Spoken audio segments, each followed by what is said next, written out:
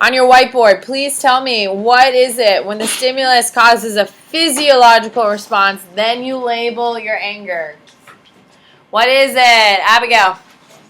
James Lang. On your whiteboard, please tell me, what is it called when you label your emotion, then you have a physiological response? Good. Hunter? Common sense. This would be an example of what? You meet someone and get immediate butterflies. You obviously have feelings for them. That would be an example of what? Good. Come on. Carly, what is it? James Lang. On your whiteboard, please tell me, this is an example of what?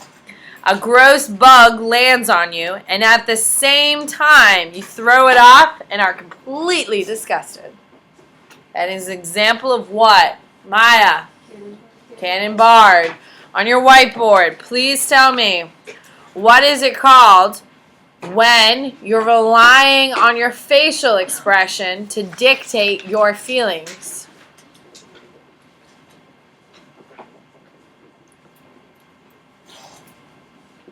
What is it, Brooke? Facial feedback theory. On your whiteboard, please tell me, what is it called when Skylar knows she's mad when she breaks into hives? If she has hives, she must be mad. What is this an example of? We are all over the place. We got a bunch. The answer is what? Aaron. James Lang. Why is it James Lang, Aaron? Because she breaks out in the hives, which is a physiological reaction. So then she realizes she must be. Perfect. Absolutely perfect. You need to be able to tell me what a theory is by saying physiological, then label emotions. Or cognitive appraisal happens at the same time as physiological. Everyone understands that. You need to be able to give me an example of it as well, and then you need to be familiar with the definition. Does everyone understand how complex this is? For those of you who were not here on Friday, I hope we figured out that this is what we're doing tonight, correct? Because this is your whole test, are these theories. All right, here we go. So, this is what we ended up on, the really creepy guy, right? Yeah. Perfect. He is pretty horrifying. However, I did have another one that was pretty damn jarring. This is the dentist. That will haunt you in your dreams. Can we agree? That was supposed to be friendly, by the way. So, not good. Not good is what that is. All right. So, when we have our last, because we got all the way through, right? This is yours? Okay. So, the final one is your Lazarus cognitive meditational theory. It's going to be awfully similar to all the other ones. We're going to do a ghost as our stimulus.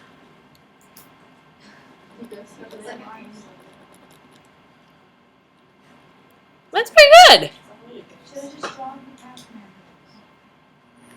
Oh, that's true. I really did miss an opportunity there. You're not wrong on that. All right. So, when we do cognitive meditational, the first thing that we do is the appraisal of the threat.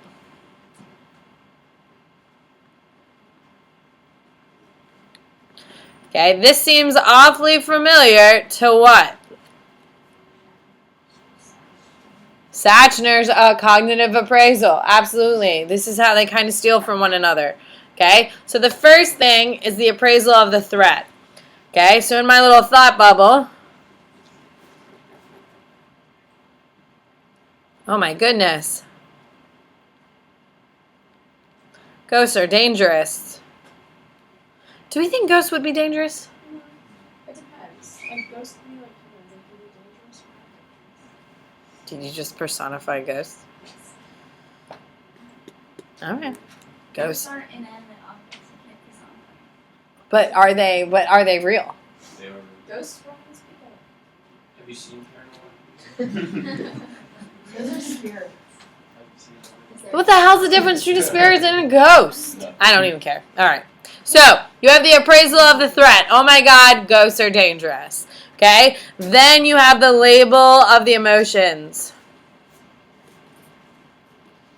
Okay, so if you thought ghosts are dangerous, what would be your emotion? Well, that's not an emotion. Fear.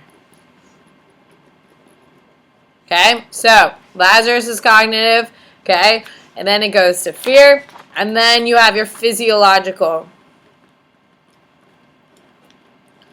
response. And what is your physiological response? Okay, so one more self-portrait for you. You're welcome.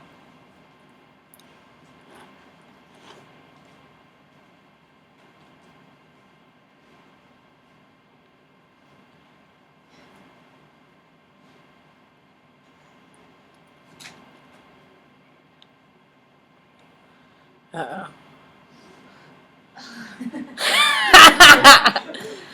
It looks like I'm raging once again. Oh, and I have scary fingers that don't have any arms. I don't know what this is. This is actually more terrifying than the ghost. It's like a scary big bird. Oh my God.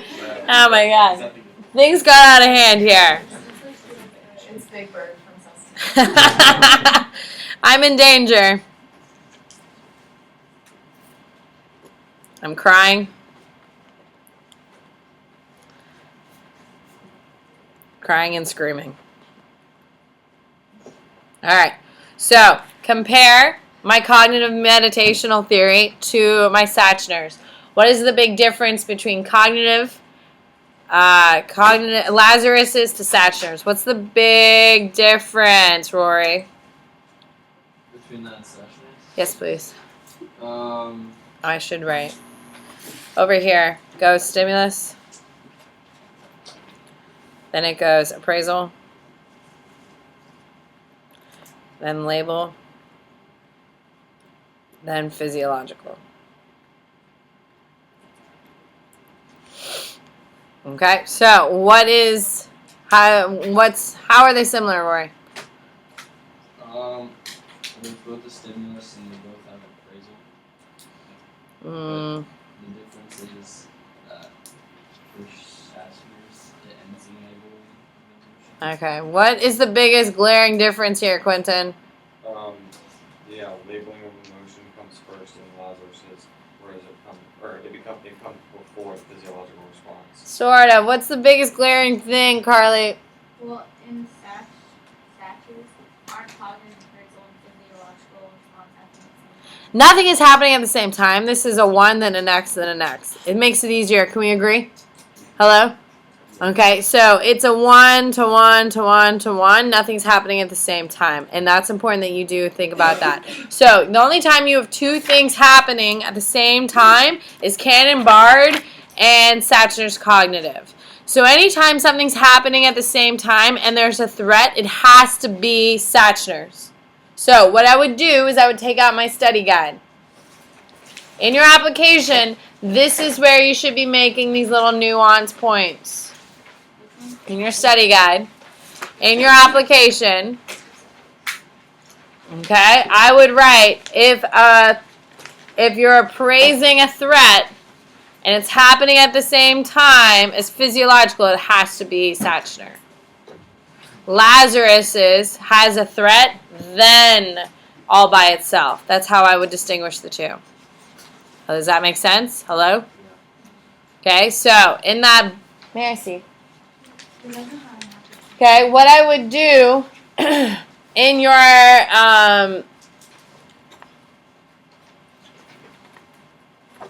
this isn't what I wanted. May I see this? Thank you very much. I'm so sorry. I appreciate your help though. Okay, I wanted the back of your focus. I'm so sorry. I said study guide. You're 100% right. Okay? So, you have Cannon-Bard and you have that one. Can you divide in the center of it, and I'm going to do this in all of my classes. Have you started this? Okay, I'm going to commandeer this. I'm going to give you a new one here in a second. I want you to do the James Lang and Cannon-Bard. Then I want you to do Common Sense.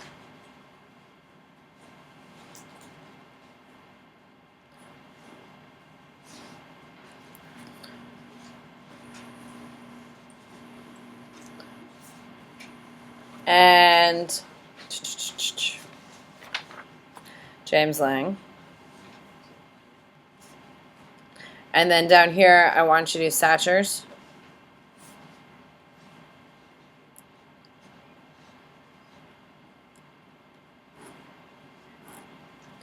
And then I want you to do Lazarus's. Okay, so right now,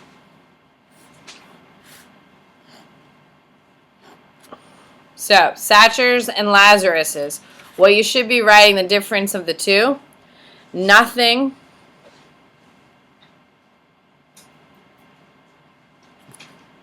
happens at the same time for which one doesn't have anything happen at the same time? Lazarus's. That's how you spell this one.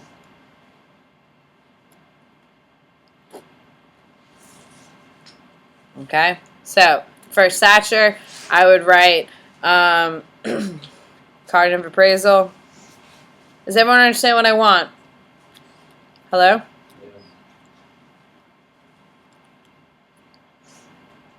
Same time. Then labeling.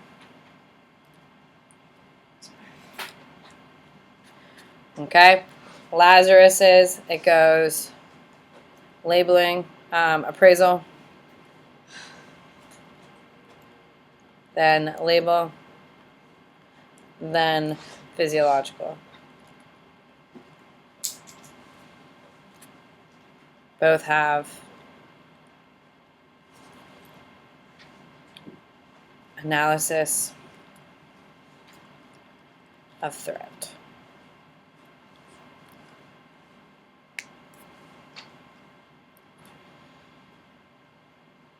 There you go. And this can be your gift, even though you were texting during my explanation of it. Yes. What? Of course, my darling.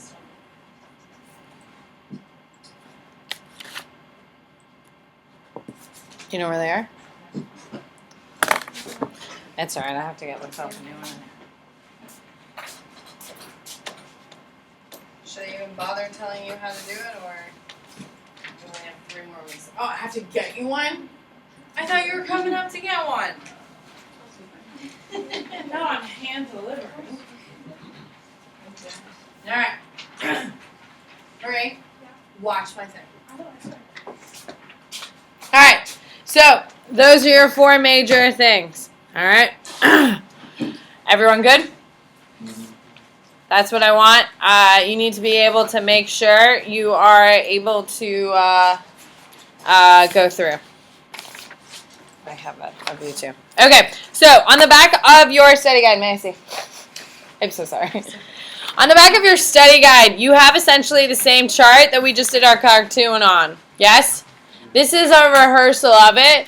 Straight up stick figures, just go through the process really, really quickly. Does that make sense? What? If I did it in words and like not. You did it in words, or you can do like a picture. That's totally fine. I don't care. You need to go through it a second time because if you don't understand the order, you're not going to do it. It's straight up rehearsal. I know it mimics exactly what we did here. I'm not looking for nearly the amount of complication we put into it. Does that make sense? Everyone's good? We took time to go through it. This is just a rehearsal of what it should look like. Because on your test on Thursday, you will have, it goes physiological, then label, what is it? You have physiological, you have a label, then physiological, what is it? You need to know the orders. That's what I'm looking for here. Okay?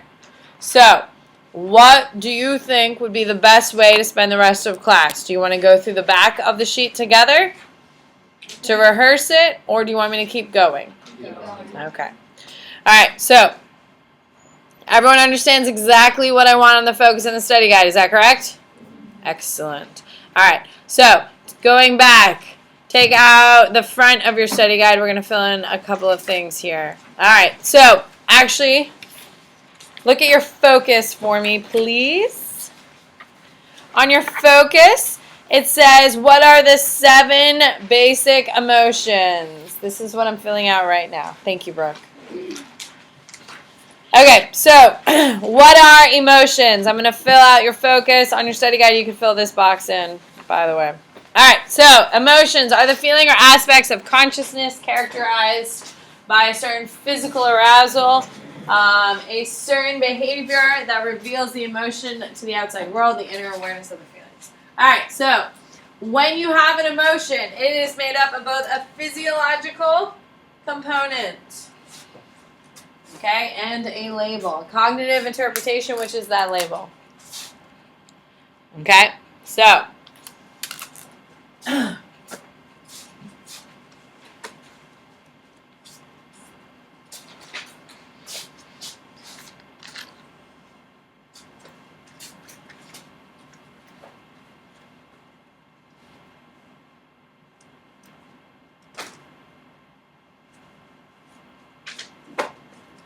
are we good?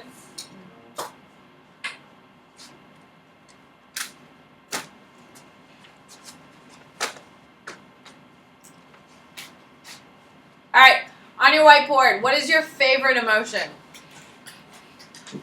Like, I like to rage. Like, I'm really good at it, so I like to rage. I also I'm a really good crier. Like, really good. Sadness looks terrible on me, but it, like, feels really good. What is your favorite emotion? Come on. Carly, what is it? Is that that face is what provided laughter as your favorite emotion? Yeah. Oh my god. Alright. So, everyone has an emotion. Now, don't erase it. Don't erase it. She literally listens to me and just says, I'm erasing. Alright. So, every single emotion has display rules. Display rules are learned ways of controlling displays of emotions in social settings. Okay? Now, I think we can all agree that display rules are typically by gender. Would you agree? All right. There are some things women can do that men can't do. Like, for instance, does our society look fondly on men crying? No, which is so crazy. It is so sad. I mean, think of how many emotions. I know McCrae Bennett has a lot of emotions. Like, he has more emotions than I do. But he sits all day trying to be a tough guy and then comes home and just sings songs about it. Like, how am I supposed to cope with this? All right, there was no lesson about how to cope with a man who sings songs about his feelings because he has no other way to express it. Like, what am I supposed to do? Okay, so what are some display rules for what you have on your board? Now, it's in social settings. So say, for instance, crying for me. I'm not allowed to have a Kim Kardashian crying face. Can we agree? Because it's not cute. If I'm going to cry, I can't do an open sob. Does that make sense?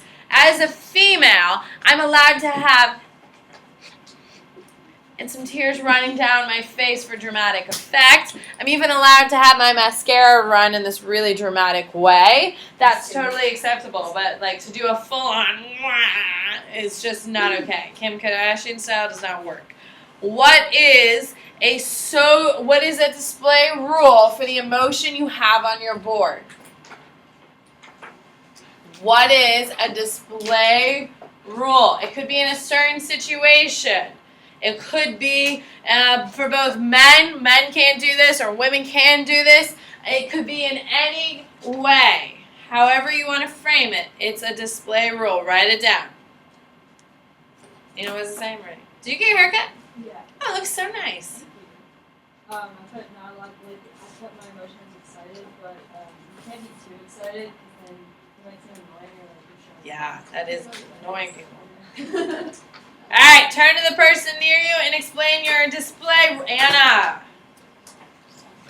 please Let's do it. You're so far not impressed. You weren't prepared for class today. You weren't prepared for your index card. And you're not doing my board. Figure it out. Come on, come on, come on. Let's go.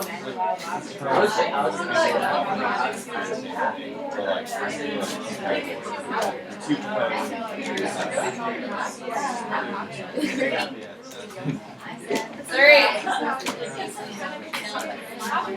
2.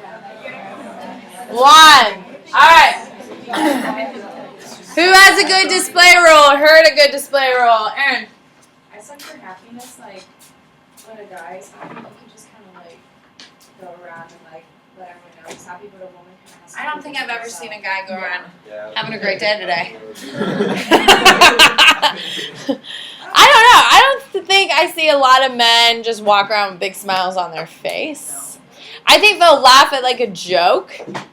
I don't know. Do you think most men walk around with a smile on their? Because men don't get told to put a smile on your face, Oh yeah. They can- right? I mean, I've been told that, and I absolutely lose mine every time. For years it's pretty bad. Huh? For years it's pretty bad.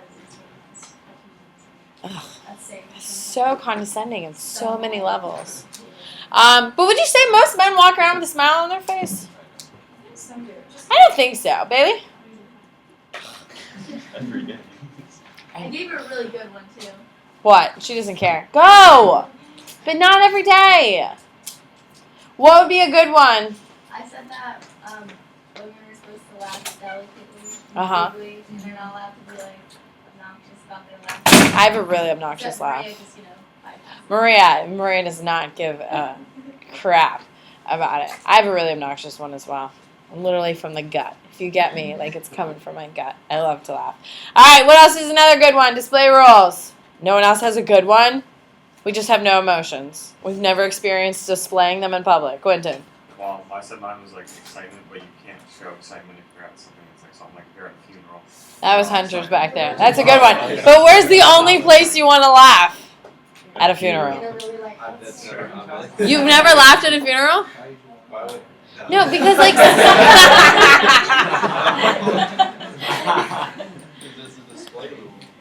it is a display rule. It is a display rule. Display rules don't mean you get like put to death if you don't follow it. It just means people judge. It's an awkward. Yeah, I'm incredibly an awkward person. So at funerals, that is like the worst place for me because I just can't help myself, and I'm usually with my family, and my family is filled with a bunch of idiots who all are incredibly awkward too. So we're just like festering off of awkwardness, and it's just terrible. It's not good. Not good. What do you got? Like competitiveness. Competitiveness. All right. I'm very competitive, so like some people just like a butt face. Did you just say a butt face? Lack of Oh my God. I haven't heard that phrase in so long. Can we bring it back? Butt face? It's like 4th grade playground right there. All right. So display rules. They're different for different people. They're different for different situations. They vary. However, we all know what is acceptable and what is not acceptable in emotions, correct? We all judge the people who aren't following these display rules. Everyone gets that? Yes? All right. So when we talk about universal emotions, this is on your focus on the back part. Okay? What are the universal 7 basic emotions? You are going to draw a picture and just write the term next to it. So, the first one is anger. Anyone looking at this picture, please look, anyone looking at this picture, no matter what culture you are from, would depict that person as angry. Now, please listen for 2 seconds and I'll totally let you fill it in, okay? In every culture, emotions are demonstrated differently.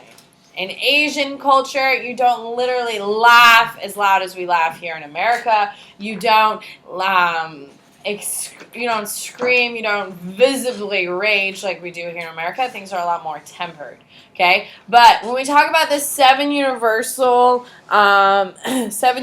facial expressions in every single culture, whether you're with the Aborigines in Australia or you're in New York City, everyone would identify them, and this is why they're a big deal and why you need to know. There's a couple, 2 or 3 test questions on this. So, yes, you're drawing a picture of it, mostly because you need to concrete it in your memory. That's all. All right. So the first one is anger.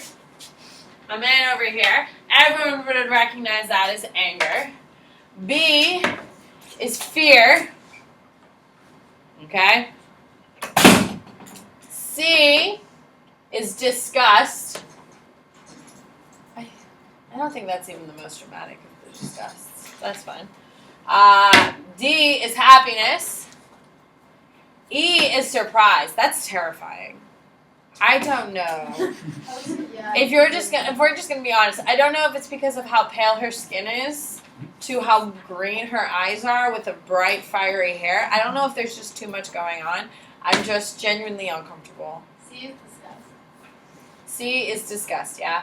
And then F is sadness. What is D is happiness. How do you not look at that face and say happiness? That's happy. Look at that. The man's having a great day. The sun's shining. it's hard to draw these. You don't have to draw like their face, like up circles.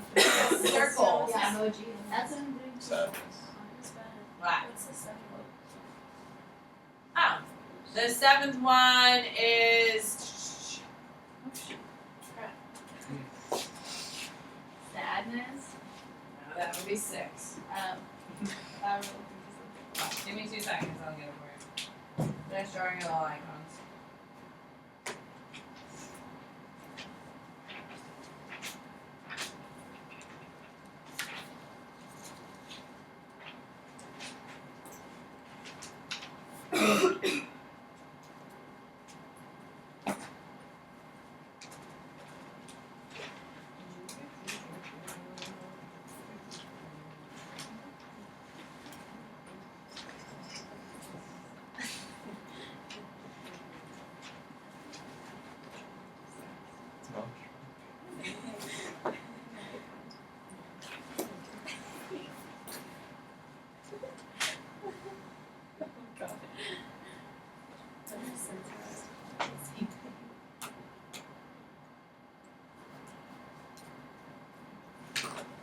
Anger, fear, disgust, happiness, surprise, sadness, and contempt.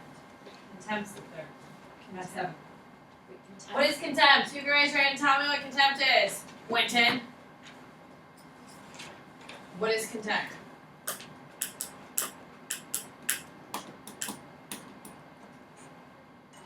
This would be contempt. This is kind of like, what the hell are you doing? Figure it out. It's contempt. Huh? Contempt is like, come on, like, move faster kind of thing. Yeah, like it's a- kind of like, you've got to be kidding me. Like, are you that stupid? That's contempt. When you say in your head, are you that stupid? That's contempt. You don't feel that way, Brogan? Like when you like tilt your head to your side and you're like, what? Well, one eyebrow. Yeah. Can't do I can't do it either, but that's fine. All right, so those are your 7. Contempt.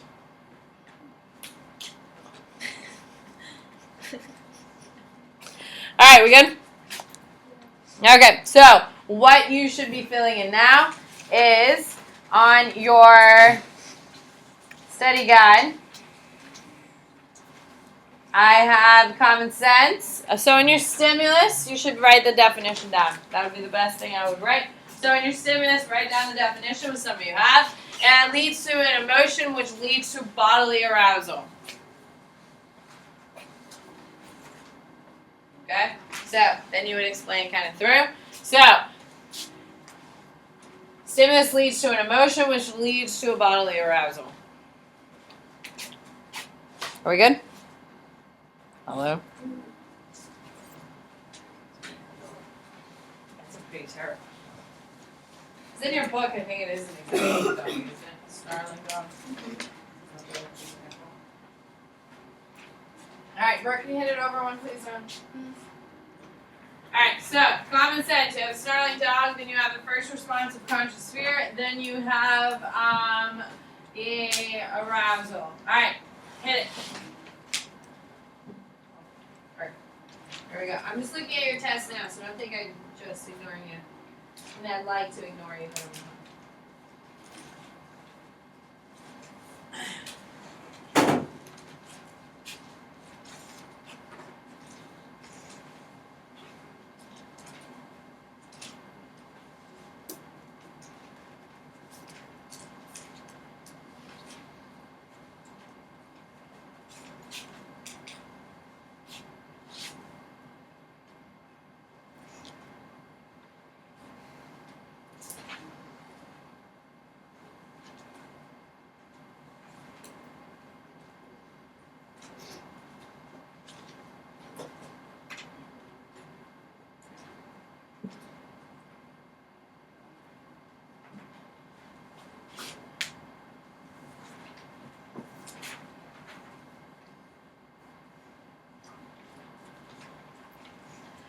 Yeah, so if you don't know your theories, and you are tough luck. It's all theories, ladies and gentlemen. It is all theories. And all different types of questions about it. Alright, so James Lang, physiological reactions lead to labeling the emotion. Alright, it's in reverse. So you have the snarling dog, it creates a physical arousal, then you have your conscious fear. This is like the stuff that I would draw, like the first response, like that kind of crap. If you're going to draw it or write it out, it doesn't matter to me. Cannon-Barr, the theory in which the physiological reaction and the emotion are assumed to occur at the same time.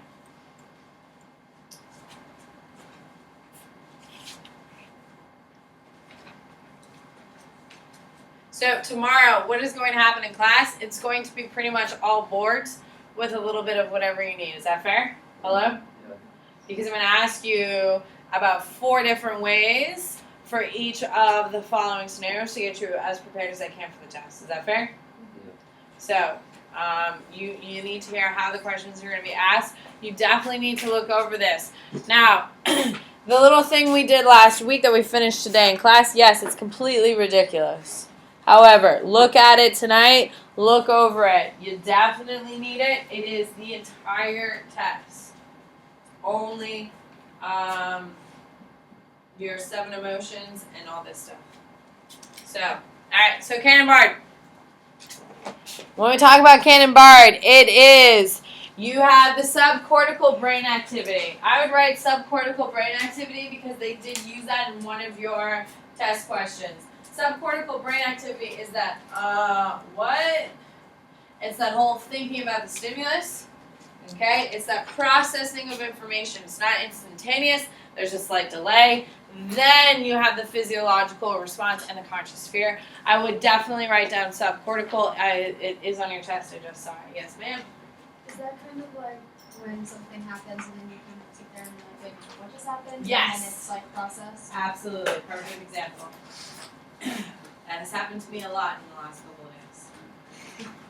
When you're just like, what the hell are you talking about? Okay, so it goes stimulus, then subcortical brain activity where you're like, what? And then all of a sudden you respond. Okay? How much time do I have, Isabel? Perfect. All right, so cognitive arousal is a theory of emotion in which both the physical arousal and the labeling of that arousal is based on cues from the environment before the emotion is experienced. So cognitive appraisal is how much threat you are actually under. What's up? On our focus, where we put James Lang, since we already have it up top. You just copy it, yeah, but I want you to do it to common sense. Instead of, because the first one is James Lang to what? Satcher Singer? And then we have common sense in that same box. Yeah, you should be doing it broken down. Like, I want you to do James Lang here, then I want you to do common sense here, and then compare it to the ones across. Does that make sense? So in this box, you're going to do James Lang and Canon Bard, what the similar is, what the difference is. Okay. Down here, you're going to explain what common sense is, what is James Lang, and compare it and similarities and differences. Okay. Then you're going to do Satcher Singer here. Then you're going to do Lazarus's individual, then compare. You are so helpful today. So thank you for being here.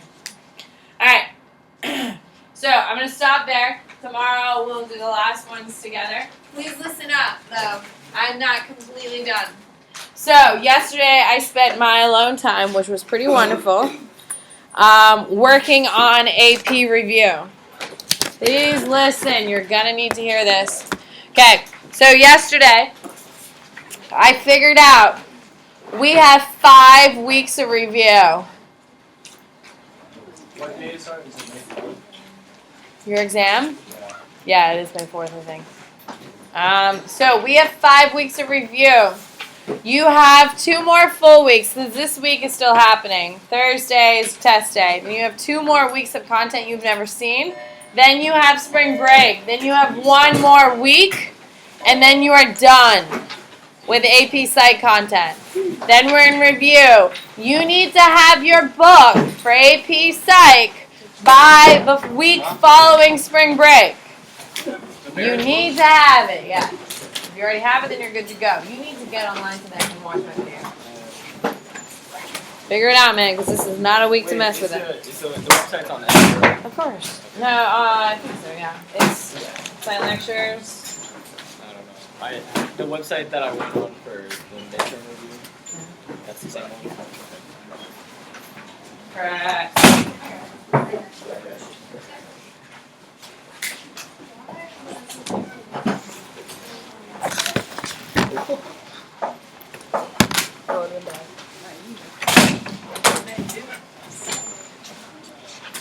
Right here.